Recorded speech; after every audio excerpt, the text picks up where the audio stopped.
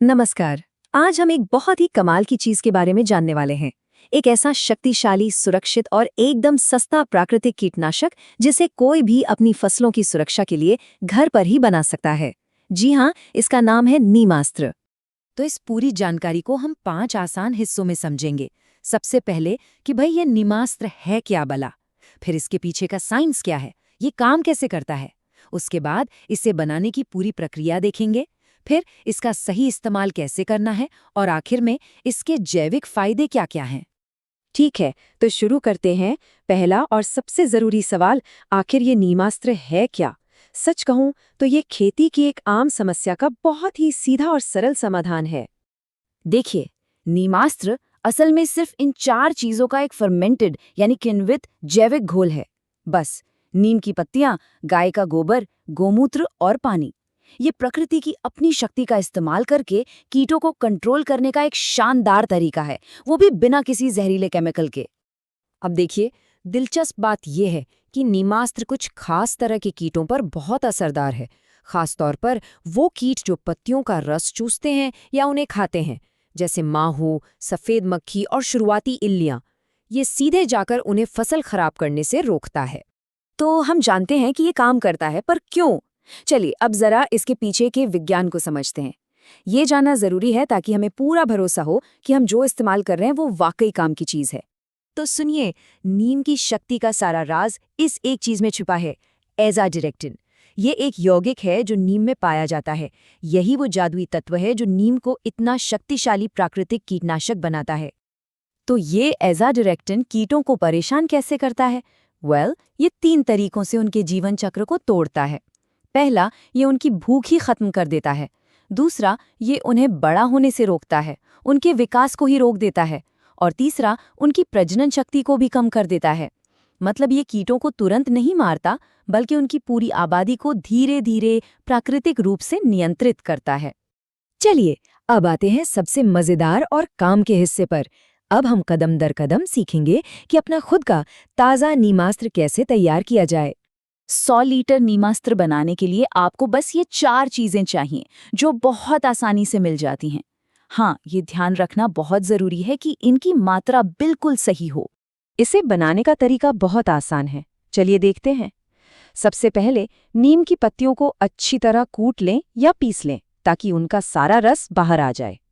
अब सबसे जरूरी बात, एक बड़ा ड्रम लें जो प्लास्टिक का हो या मिट्टी का, लेकिन ध्यान रहे धातु का बिल्कुल नहीं होना चाहिए। इसमें पानी, गाय का गोबर और गोमूत्र डालकर एक घोल बना लें। अब इस घोल में कूटी हुई नीम की पत्तियां डाल दें और किसी लकड़ी के डंडे से इसे अच्छी तरह चलाएं। बस हो गया। अब इसे ढककर किसी छांव वाली जगह पर फर्मेंट होने के लिए रख दें।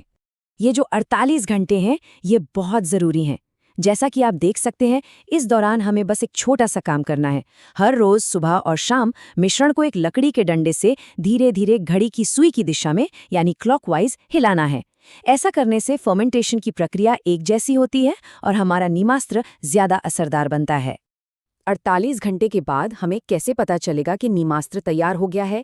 इसके 3 आसान संकेत हैं। पहला, घोल का रंग गहरा हो जाएगा। दूसरा, इसमें से हल्की खट्टी फर्मेंटेशन वाली गंध आएगी। और तीसरा, सतह पर थोड़ा बहुत झाग भी दिखेगा। अगर ये तीनों संकेत मिल रहे हैं तो बधाई हो, आपका प्राकृतिक कीटनाशक एकदम तैयार है। हाँ, एक बात का ध्यान रखें, अगर गंध बहुत ज़्यादा सड़ी हुई या खराब आ रही है तो शायद मिश्रण ठीक से नहीं बना है। ऐसे में इसे इस्तेमाल न करना ही बेहतर है। नीमास्त्र बनाना तो हमने सीख लिया। चलिए अब ये देखते हैं कि बढ़िया नतीजों के लिए इसका सही तरीके से इस्तेमाल कैसे करना है। अब आते हैं इसके इस्तेमाल पर, जिसके 3 मुख्य कदम हैं। पहला, इस्तेमाल करने से ठीक पहले इसे एक महीन कपड़े से छान लें।